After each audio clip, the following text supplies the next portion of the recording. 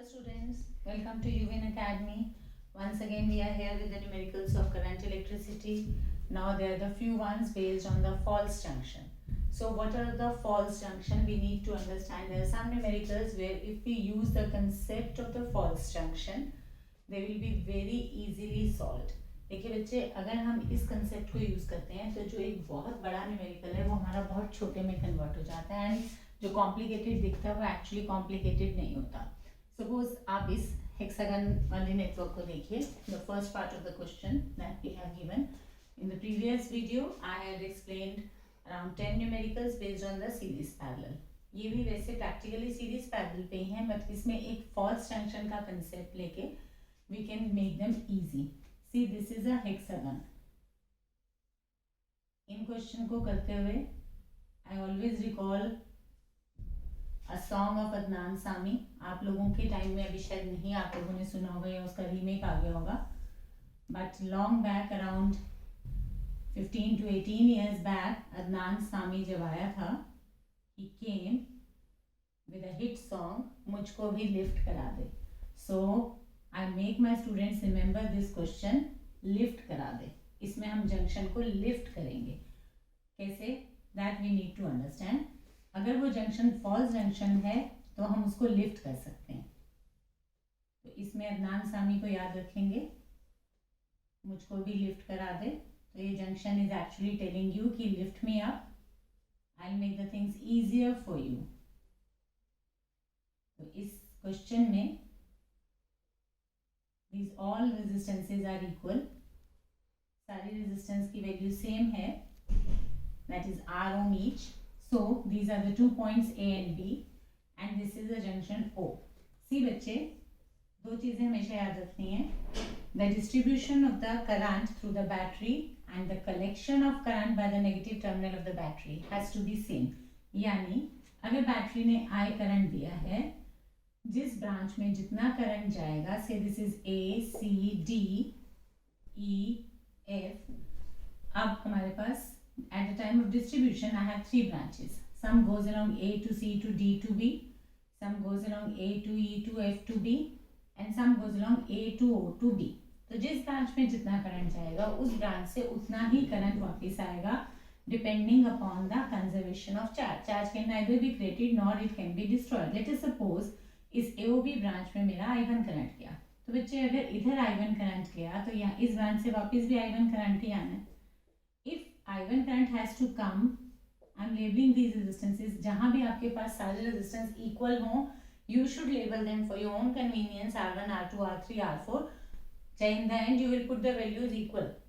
But अगर आप label नहीं करेंगे तो it will be difficult for you और numerical करते करते बीच में आप कहीं कुछ गलती कर लेंगे. So now what actually is the situation? अगर आप देखेंगे I1 करंट R1 में गया और I1 करंट R2 से आया, यानी इस AOB ब्रांच में I1 करंट गया और I1 वापस आया. इट मीन्स इस जंक्शन O पे पहुंच के इस I1 करंट में कोई चेंज नहीं हुआ. सिमिलर सिचुएशन अगर आप इधर देखते हैं, suppose here goes I2 current और I से I माइनस I1 एनीथिंग, कुछ भी, क्योंकि I am not going to use the values of this current, तो मैं कितने भी वेरिएबल डाल दूं. अदरवाइज अगर हमें किरचॉफ्स लॉ जो हम नेक्स्ट टॉपिक में पढ़ेंगे, in the next video will study the KVL, तो अगर हमें किरचॉफ्स लॉज लगाने होते हैं तो हम वेरिएबल्स को कम से कम रखते हैं. बट यहाँ पे since I am not going to use I1 I2, so suppose I1 I2, this is just for understanding the distribution of current. तो अगर I2 करंट C तक पहुंचा, यहाँ पहुंच के I2 will have 2 branches, some goes along COD, some goes along CD. तो अगर I2 minus I3 इधर आया, यहाँ से I3 आया, तो जितना I3 आया, ये I3 इस ब्रांच में I2 करंट गया था तो इस ब्रांच से I2 करंट ही वापस आना है. इससे I2 करंट वापस आने का मतलब ये I3 इस रजिस्टर में I3 ही जाएगा, यानी R3 में भी I3 है और R4 में भी I3 है. R5 से I2 माइनस I3 आया. Similarly the lower half is also exactly similar to the upper half. तो लोअर हाफ और अपर हाफ का सिचुएशन भी बिल्कुल सेम होगा. सिमेट्री को यूज करेंगे तो जितना करंट अपर हाफ में गया उतना ही करंट लोअर हाफ में जाएगा, because the circuit is exactly symmetry. आप इस एक्सिस AOB के अबाउट इस सर्किट को दो इक्वल हाफ्स में डिवाइड कर सकते हो. सो इट मीन्स इधर भी I2 जाएगा, इधर भी I3 जाएगा, यहाँ से वापस भी I3 जाएगा और यहाँ से I2 माइनस I3 आएगा. सो इट मीन्स इस ब्रांच में I2 गया था, वापस I2 ही आएगा. सी मैंने ये करंट डिस्ट्रीब्यूशन कर दी है. Just to explain the importance of this distribution is this कि जब आप ये डिस्ट्रीब्यूशन करते हैं तो आपको ये पता चल जाता है कि इस ओ पॉइंट की वजह से करंट में कोई चेंज नहीं हो रहा. दिस मीन्स ये ब्रांच एक्चुअली एक ब्रांच नहीं है. This is like a false junction. ये एक फॉल्स जंक्शन की तरह बिहेव कर रहा है और आप इस जंक्शन को लिफ्ट करा देंगे. ये ब्रांच नहीं है. अगर आपको ये ब्रांचिंग दिख रही है तो ये एक्चुअली ब्रांच नहीं है. This is as if the wire has been kept. It is like कि आपने सिर्फ इन वायर्स को इसके ऊपर रख दिया है. This is not a junction, यानी यहाँ पे आके करंट डिस्ट्रीब्यूशन पे कोई फर्क नहीं पड़ रहा. इसीलिए इसको हम बोलते हैं फॉल्स जंक्शन और हम ये कहते हैं कि इस जंक्शन को लिफ्ट करा दो. सो नानसामी से लिफ्ट करा दो मीन्स ये इस ओ को आप ऊपर और नीचे इस तरीके से आप ले लेंगे. Now this becomes a simpler question. Now you can see very easily R3 R4 they are in series and this are जो भी आपके एक ब्रांच आप ऊपर वाला फर्स्ट हाफ ले लीजिए. See this are label it them R1 R2 R3 R4 R5. this is say R6, this is say R7 R8 R9 R10 कुछ भी. so जितना करंट ए पे पहुंचा on reaching it had 3 branches to go again. you can see बच्चे exam में आपको इस current distribution को करने की जरूरत नहीं है. आपको सिर्फ ये ध्यान रखना है कि आपका ये जंक्शन जो है ये फॉल्स जंक्शन है, ये ट्रू जंक्शन नहीं है. आपको इन रेजिस्टेंसेस को लिफ्ट कराना है. So these all are R R R R like this. तो ये सारी रेजिस्टेंसेस जो हैं ये आपको इस तरीके से समझनी है. Now this circuit is like this. तो अब अगर आप इसको देखेंगे I2 करंट पहुंचा इसमें, इधर कुछ आया. So this R3 and R4 they are in series. I again draw this. जितना करंट इस ब्रांच में एंटर हुआ C से O से, इसको मैं O डैश कर देती हूँ. तो जितना करंट CO डैश में था उतना ही करंट O डैश D में है. तो CO and O dash D mean CO dash and O dash D they are in series. तो इन दोनों की जगह I can replace a single resistor of 2R. So R3 and R4 are in series. R3 R4 series में है. सो अब इसका equivalent circuit मेरा बन गया. This is 1R, this is R5, this is R6 and R5 और 2R आपस में क्या हो गया बच्चे? R3 plus R4 is R dash. So R dash is equal to 2R and R dash is in parallel with R5. This complete is in parallel with this. So ये आपके पास R dash और R5 आपस में क्या हो गए बच्चे? Parallel में.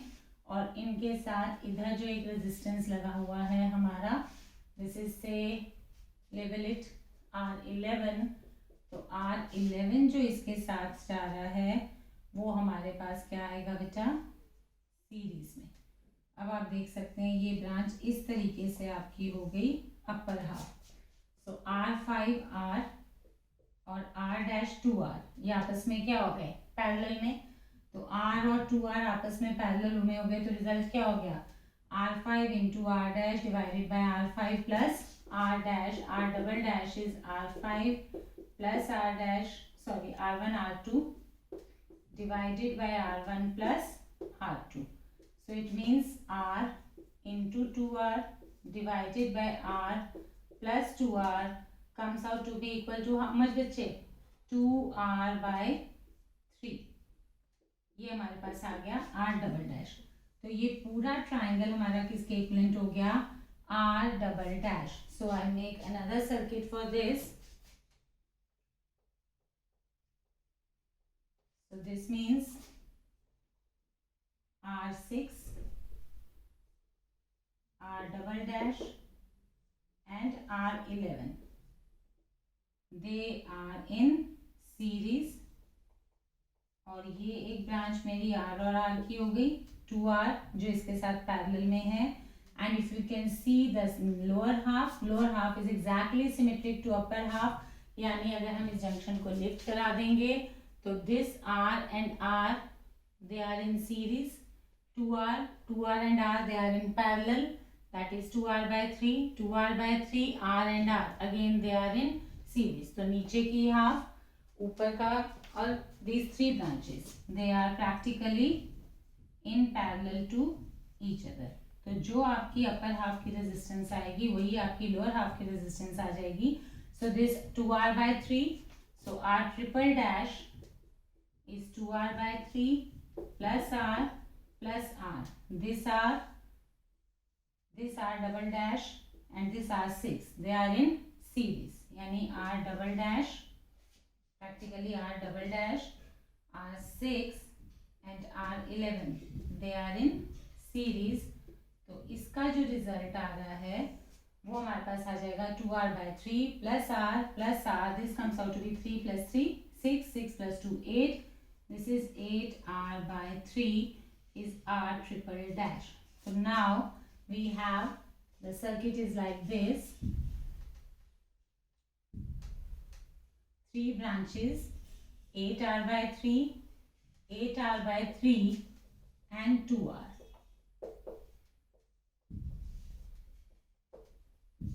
If it is smaller, let it be smaller everywhere.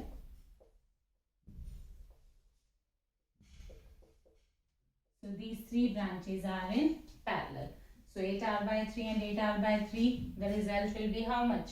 If two identical resistors are in parallel, the result is half of that. तो इन दोनों का resultant आप अलग निकाल सकते हो. So this comes out to be 8r/6. So 8r/6 and 2r, they are again in parallel. जो भी आपका फाइनल रिजल्ट आएगा जल्दी से आप निकाल सकते हैं.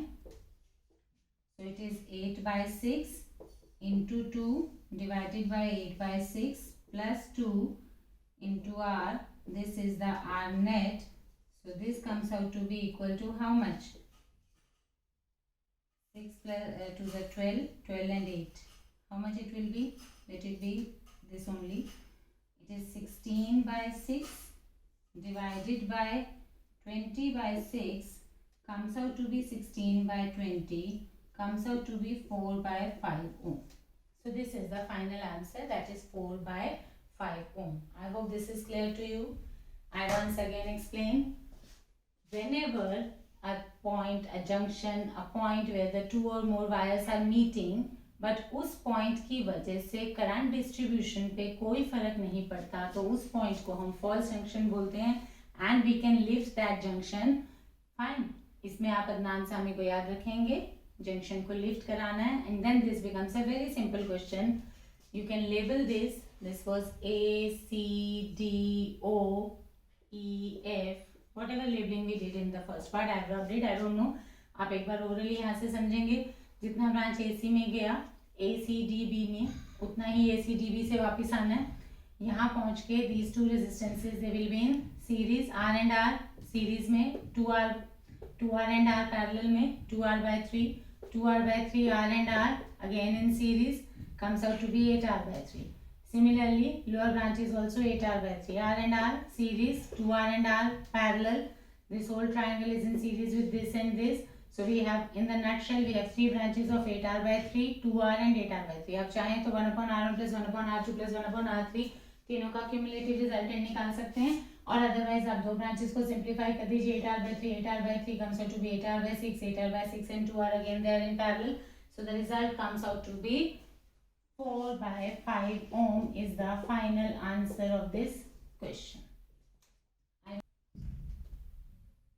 So in the first part we did the false junction.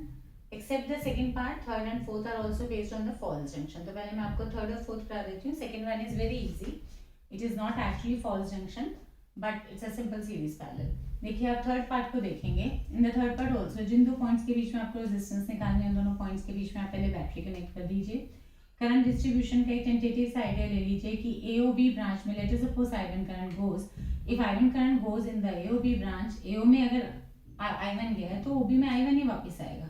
It means in दोनों रेजिस्टेंसेज में से R1 एंड R2 में सेम करंट जा रहा है. अगर सेम करंट जा रहा है तो it means they are in series, यानी इस पॉइंट O पे आके करंट की डिस्ट्रीब्यूशन पे कोई फर्क नहीं पड़ रहा.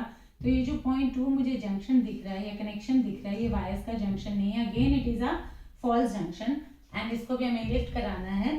सो you lift it up. Now this is a branch of resistance carrying two resistances in series. R1 and R2 आपके पास क्या हो गया सीरीज में, तो इनका हमारे पास रिजल्टेंट क्या हो गया 2R. सो सबसे पहले R1 is in and R2 they are in series, तो इनका रिजल्टेंट जो हो गया वो मेरा R डैश हो गया, तो R डैश हो गया R plus R which is equal to 2R। अब ये R डैश वाली जो ब्रांच है ये इस पूरे के साथ हमारे पास क्या आएगी पैरेलल में। यू कैन सी कि जब करंट डिवाइड हुआ तो कुछ AOB में गया कुछ AC में गया, तो दिस ब्रांच और ये ऊपर का पूरा half they are in parallel, इन दोनों में करंट डिवाइड हुआ था। तो इट मीन्स नीचे की ब्रांच मेरी 2R होगी। Now we have to talk about this branch. If this point is A, जहां जहां कंडक्टिंग वायर यहाँ पोटेंशियल सेम होगी वो A ही रहेगा।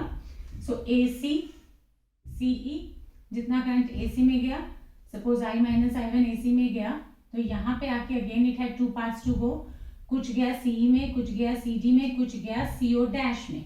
अब जो CO डैश में गया उसके पास कोई और पाथ नहीं था, तो CO डैश D के जो दो रेजिस्टेंसेज हैं आपस में क्या हो गए, they are in series.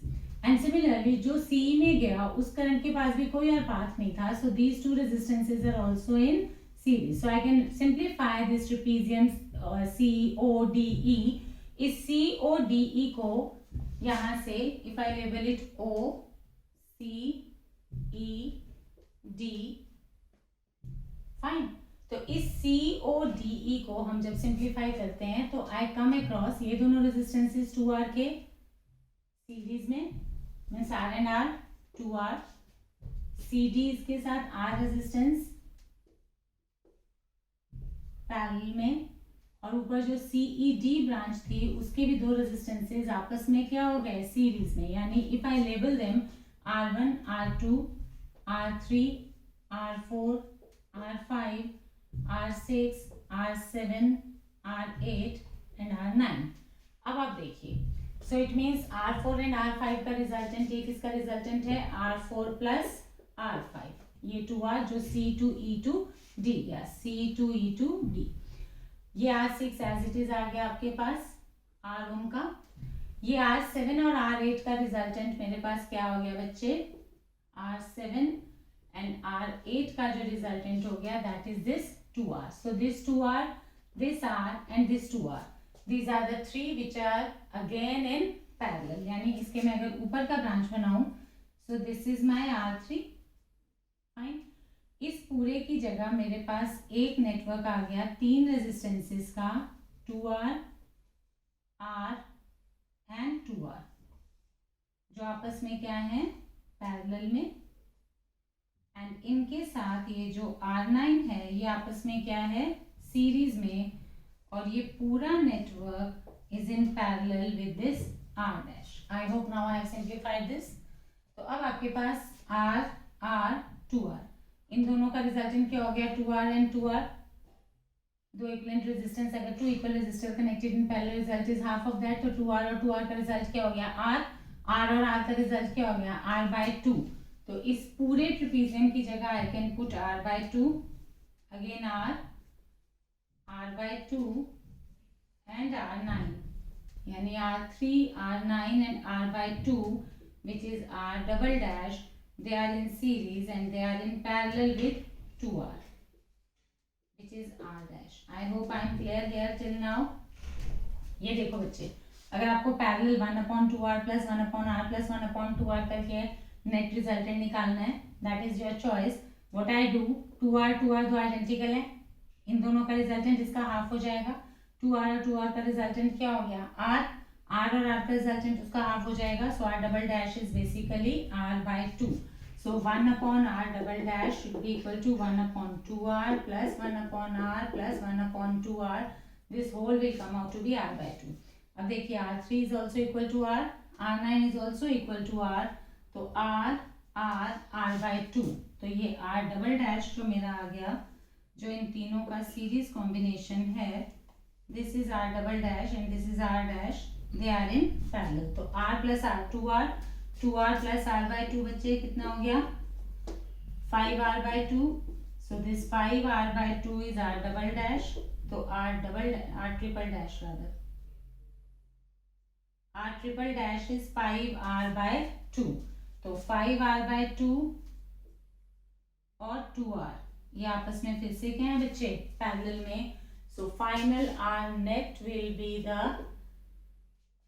R dash into R triple dash divided by R dash plus R triple dash, यानी 5r/2 और 2r आपस में पैरेलल में है, तो r आप कॉमन ले लीजिए, तो it is 5/2 into 2 divided by 5/2 plus 2 which comes out to be 5 divided by 4 plus 5, 9/2,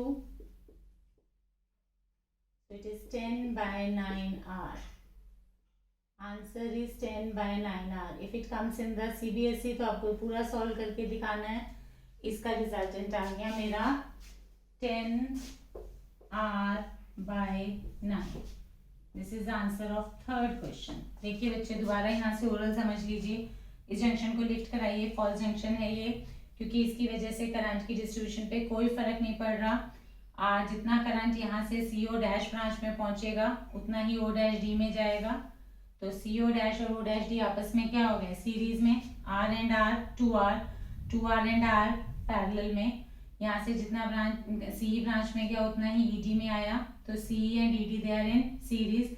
R 2R, R 2R, 2R 2R R आपस में क्या हो गए, पैरेलल में. 2R R they are in the parallel. ठीक है बच्चे. सो उसके बाद ये पूरा नेटवर्क मेरा आ गया. इन तीनों को हमने सॉल्व किया एंड वी गेट r/2. सो r/2 r और r आपस में क्या हो गए, r/2 r और r आपस में क्या हो गए, सीरीज में. एंड इन तीनों का रिजल्टेंट जो आ गया वो हमारे पास आ गया r plus r/2 and this whole branch is in parallel with 2r, यानी ये 5r/2 और ये 2r आपस में क्या है, पैरेलल में. And final result is this. अब आपको मैं MCQ के लिए ट्रिक बताती हूँ. जितने भी ये ट्राइंगल वाले क्वेश्चंस हैं बेटा, इसमें आप नंबर ऑफ रेजिस्टेंसेस काउंट कीजिए. How many resistances are there, 1 2 3 4 5 6 7 8 9. So answer will be 10r/9. Denominator will be 9 only, जितने number of resistances हैं, और numerator में 1 प्लस करके जो इक्वलेंट जो R है, जो सबका इक्वल रेजिस्टेंस है. अगर ये 10 ओम है तो दिस विल बी 100/9, ये 2 ओम है तो this will be 20/9. This you can use as a short trick in entrance exam. जितने भी ये ट्राइंगल वाले फॉल्स जंक्शन के क्वेश्चन है, इनका रिजल्ट सिमेट्री से आपके पास हमेशा यही आएगा. नंबर ऑफ रेजिस्टेंसेस जितने भी आपके हैं टोटल, वो आप डिनोमिनेटर में ले लीजिए. n प्लस 1 आपका न्यूमरेटर हो जाएगा and r. This is the final net resistance. आप नीचे वाले फोर्थ केस में भी इसको अप्लाई कर सकते हैं. Shall I rub it? I hope it is clear. देखिए नीचे वाला क्वेश्चन, फोर्थ क्वेश्चन देखिए. फोर्थ क्वेश्चन में आप पहले रेजिस्टेंसेस काउंट कर लीजिए. पहले हम इसको तुक्के से निकाल लेते हैं, जो हमारी ट्रिक है n+1/nr, एंड उसके बाद I solve it. 1 2 3 4 5 6 7. How many resistances are there, 7. So हमारा आंसर क्या होना चाहिए, 8r/7, which means 16/7 if the value of r is 2. That is each resistor is equal to 2 ohm. और ये आएगा भी यही. आप इसको सॉल्व करके देखेंगे. Shall I rub it? Screenshot ले लिया हमने.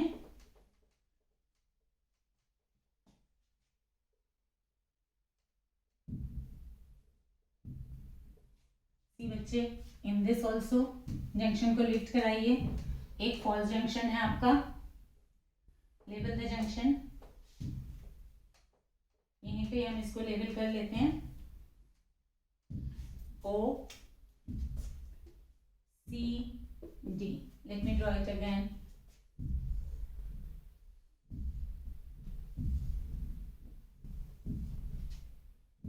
So situation is like this. In every branch I have a resistance R which is equal to 2 ohm. पहले मैं इसको R ही ले लेती हूँ and में उस R की वैल्यू हम 2 पुट कर देंगे. So that will basically give you the answer. C. A and B battery लगाएंगे.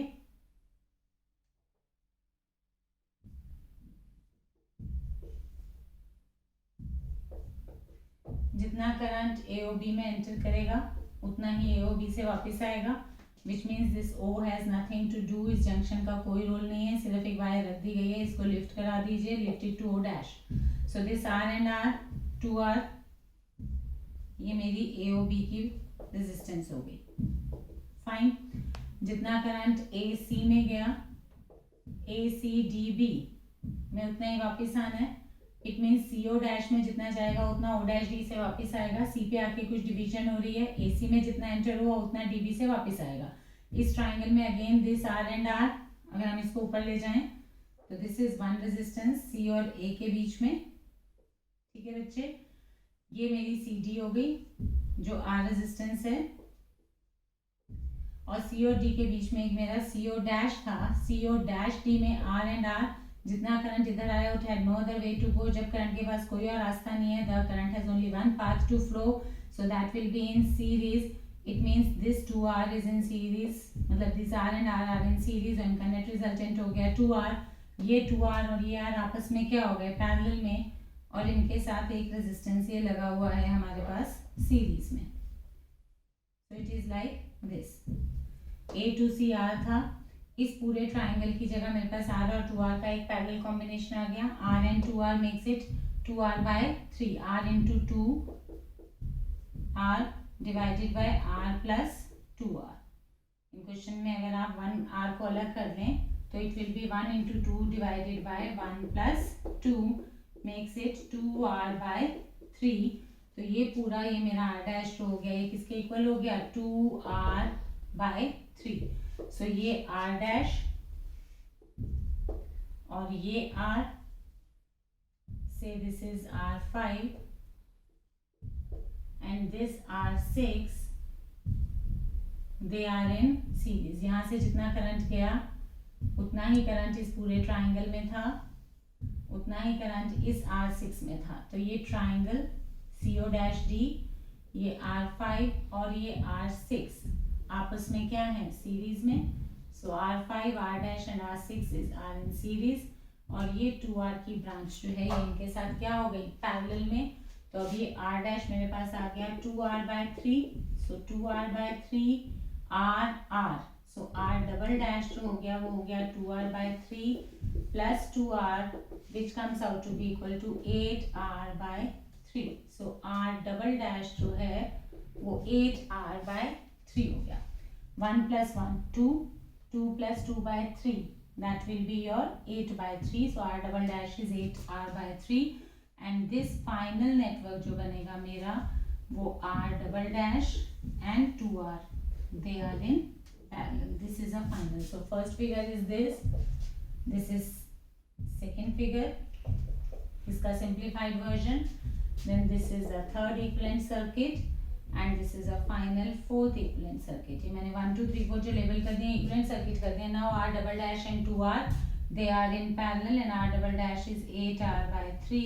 So R net जो आएगा वो हमारे पास आएगा R double dash into 2R divided by R double dash plus 2R, which means 8R by 3 into 2R divided by 8R by 3 plus 2R, which is equal to कितना आ जाएगा बच्चे, 16 by 3 numerator में, और डिनोमिनेटर में आपके पास कितना आएगा, 3 into 2 6, 6 and 8 14 by 3R. 3 and 3 cancel, so answer is 16 by 14R, which is equal to 8 by 7R, which is equal to 8 into 2 by 7, which is equal to 16 by 7 ohm. And that is what I told you in the beginning before solving. जितने भी आपके पास resistor हैं, n plus 1 by n into R is the net answer. Am I clear? अब आप इसको वैसे भी देख लीजिए, इस जंक्शन को लिफ्ट करा दीजिए तो ये R और R आपस में क्या हो गया, सीरीज में. 2 plus 2 4, 4 and 2 आपस में क्या हो गए, पैरेलल में. 4 into 2 by 4 plus 2, 8 by 6, 4 by 3, 4 by 3 plus 4, how much is it, 16 by 3. 16 by 3 और 4 आपस में क्या है, पैरेलल में. 2 plus 2 4, 16 by 3 और 4 आपके पास पैरेलल में आएंगे, will get the same answer. ठीक है बच्चे. 2 2 4 4 2 8 by 6, 8 by 6 का मतलब क्या हुआ, 4 by 3. 4/3 प्लस 2 यानी 4/3 प्लस 4, 4/3 प्लस 4 इज 16/3. तो ये 16/3 और ये 4 आपस में क्या हो गया, पैरेलल में, and you will get the result like this. ठीक है बच्चे. Now we are left with this second part which was not a question of false junction actually. It's a very simple. आप इसको यहीं से समझिए. You label this point as C. तो आप देखिए ये आर और ये आर किसके बीच में कनेक्टेड है. दिस इज से R1, दिस इज से R2. तो R1 और R2 आपस में पैरेलल में, क्योंकि R1 भी A और C के बीच में और R2 भी A और C के बीच में. यानी अगर मैं इसका इक्विवेलेंट सर्किट बनाऊं तो ये R1 और ये R2, ये पॉइंट A और ये पॉइंट C. यहाँ तक क्लियर है. अब इस C और B के बीच में ये दोनों R भी कनेक्टेड हैं, एंड ये this R3 and this R4, they are connected between C and B. So this point is B. अब इस A और B के बीच में मेरे पास एक R5 कनेक्टेड है और एक R6 कनेक्टेड है. एक R5 और एक R6. You can see this. This is the equivalent circuit. I can make it again if you wish. आप पॉइंट्स को डिवाइड कर लीजिए.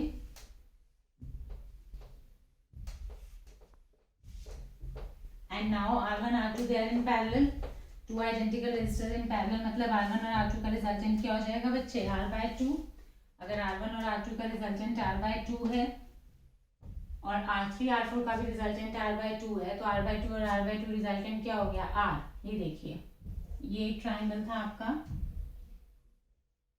और ये आपके पास दूसरा ट्राइंगल है. And each side of the triangle contains a resistance R, and the vertices of both the triangles have been joined.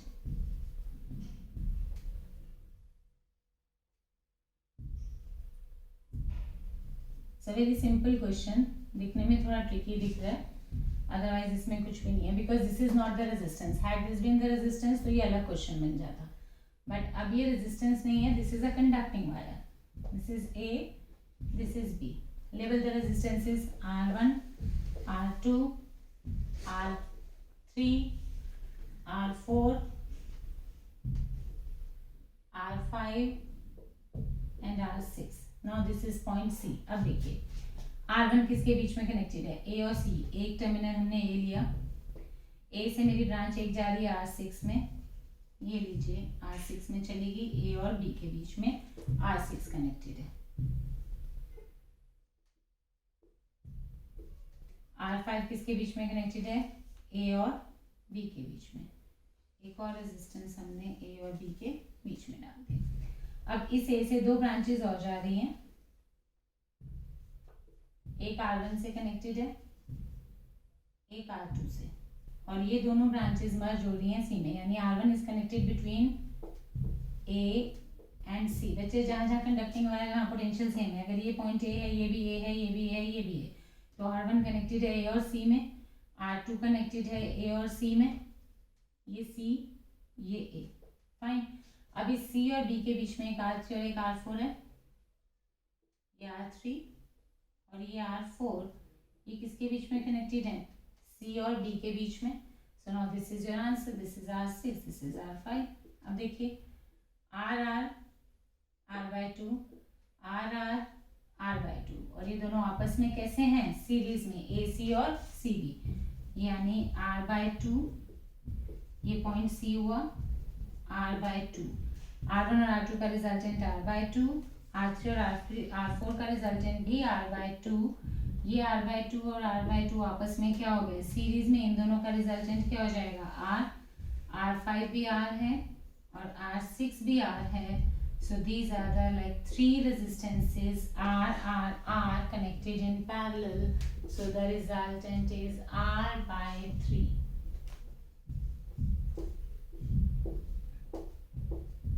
ठीक है. So the answer is R/3. I hope you understood the concept of false junction. So in the next video we'll do the Kirchhoff's laws. If you like the video, kindly subscribe the like button and subscribe our channel Uvin. Subscribe the channel Uvin Academy and also press the like button we will be giving you the next video on KVL, that is a Kirchhoff's laws. Thank you.